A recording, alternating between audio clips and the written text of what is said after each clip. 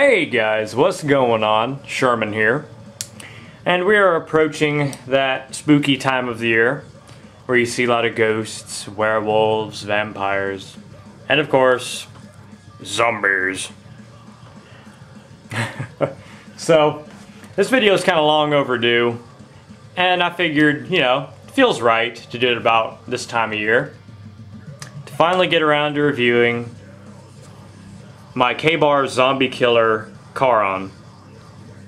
Kharon, Charon, however you guys want to pronounce it. Here's how it's spelled. ZK, Kharon, Karen, however you guys want to pronounce it. I'm just going to call it the zombie killer, okay?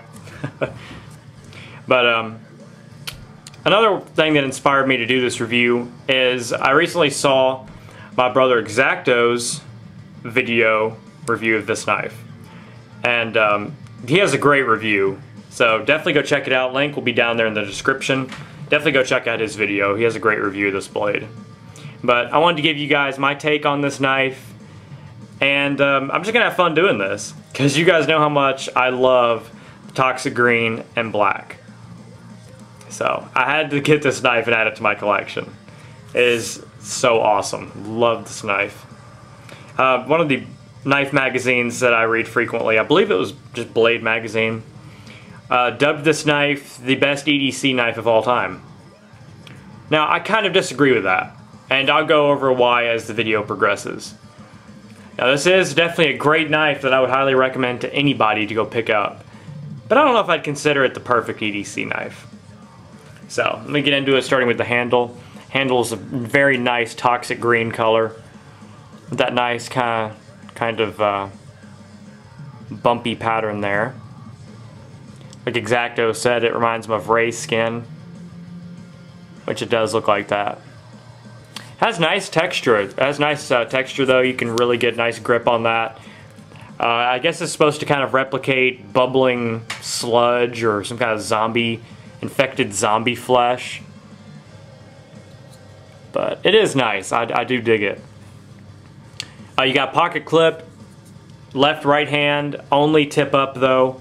So you fans of tip down, kind of out of luck. But I prefer tip up. That's what I set all my knives to. So it's a plus for me.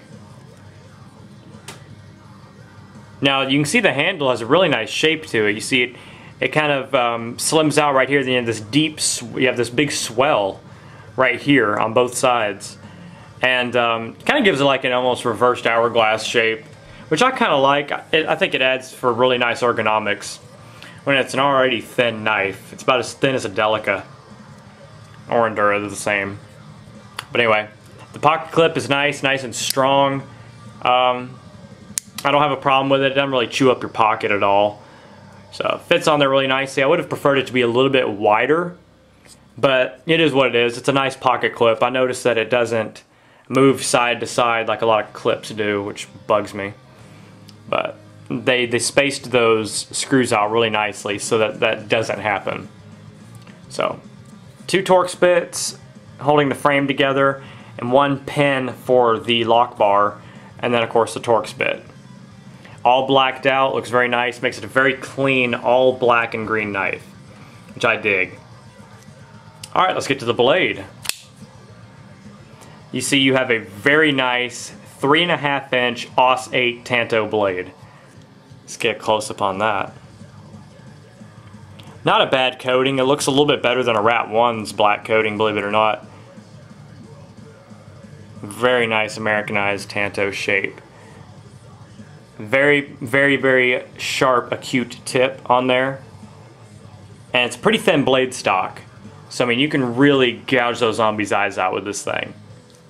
So get in there, get through the eye socket, into the brain, kill them instantly. Dual thumb studs for ambidextrous deployment. It's really nice.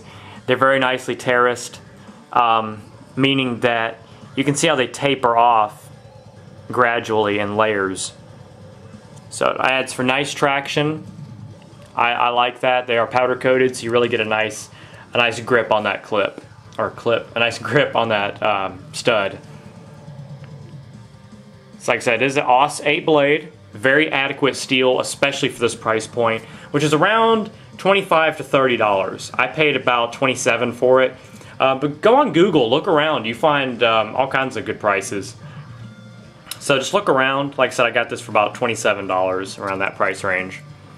But Osate is a good steel overall. It's, like I said, especially for this price point. That's probably the best you can get for this price point. So you have a nice biohazard symbol right there. K-bar on that side. And then Taiwan on this side. So this is a Taiwanese made knife. I don't care. It's very good quality. Quality control is excellent. So let me give you a little cutting demonstration of this blade real quick while we're still talking about it. It is very sharp right out of the box. It needs to be touched up a little bit. I've been doing a little too much cutting with it. So very, very, very sharp right out of the box. But you know, it's K-bar. They do a good job of their sharpening. So very sharp, ready to go cut some zombies' flesh off right out of the box. Lockup on mine has a little bit of play up and down. However, my brother-in-law has the same knife. We got it at the same time. His has no blade play whatsoever. So that is just, you know, a product of, I don't know. It's not really, I wouldn't say poor quality control. It's just every once in a while you get a knife that's going to do that. A lot of my higher end Spydercos have up and down play. But you know, I've noticed that on a bunch of lockback knives. But I've never had one ever fail on me. I've never heard of anybody's failing. You know, some people can say that Spydercos, some people have had experience with Spydercos failing, but you know, I've never had a problem with the structural integrity of a lock bar. So I don't think you'd ever have to worry about this knife failing on you, even if it does have up and down play. So that's definitely not a deal breaker, especially for this price range. So you just gotta think about that, guys. Like I said, you got the deep swell. Ergonomics are very, very nice. Very comfortable knife to handle. No jimping up here on the top of the spine whatsoever, none. There's kind of a gripe with me, to be honest, but you know, it's not a deal breaker. You still get an excellent grip on that knife with that very nice, like, stippled-like texturing. So very nice. I really do like that. And you have that really deep, I guess curvature, you'd say. It's really deep three-hand choil right here. Then you have a nice index finger choil right there. So it really locks your hand in. The choil doesn't extend as far downward as I would like, you know, to kind of double as a guard. Nothing really there to prevent your finger from slipping forward, but here again, doesn't really matter.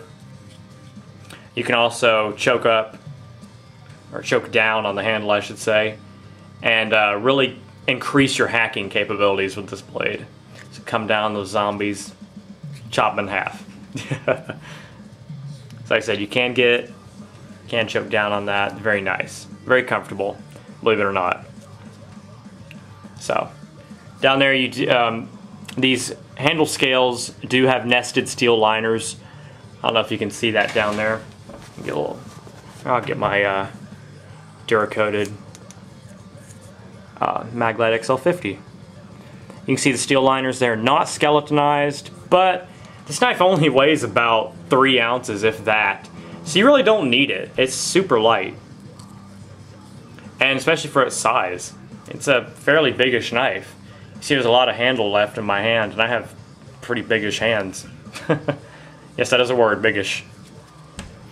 So, very nice. Love the ergonomics. Feels even better in reverse grip, because that palm, that swell right there, fits into your palm perfectly in a reverse grip. So you get that thumb in there like an ice pick. Really, really slash away. Stab away at those zombies. So like I said, it's like this knife was meant for reverse grip. It just feels so natural. Love it. The lock bar is a little bit tougher to disengage than your Spyderco lockback knives. So it does take a little bit more pressure. It's not that bad though, trust me, it's really not. It just takes a little bit more pressure than a Spyderco lock bar. Now you can do a Spidey drop on these. If you guys aren't comfortable, I understand, because there's a lot less choil there than there is a Spyderco. So you can do it. Let me show you. Just drop it forward a little bit. And don't do it real hard. Put your finger way up there towards the choil, near the ricasso of the blade. Just drop it forward a little bit, and then, so you can close this knife one-handed. Like I said, if you're not comfortable with it, I understand, but you can do it. So that's something that I dig about it. And very smooth opening. I haven't had to oil this thing. It's very smooth. Very, very, very surprised about that, actually. Super smooth, and like I said, you get a nice grip on those studs, and you can flick it out one-handed with a little bit of practice.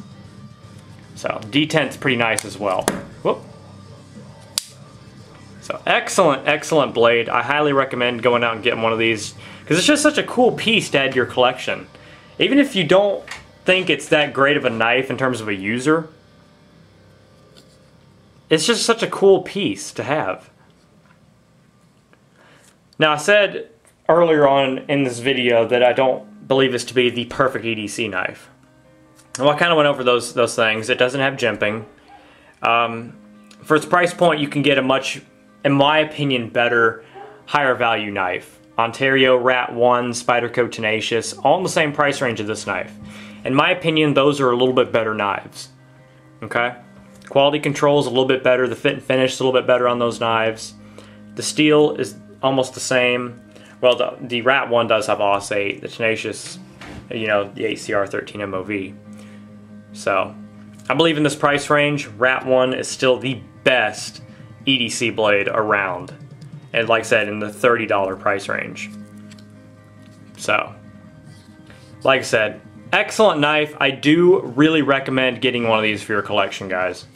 Especially if you're into the kind of zombie thing like I am. Alright, zombie hunters. Take care, stay safe, stay sharp, and God bless. Sherman 614. Peace. Protect your brains.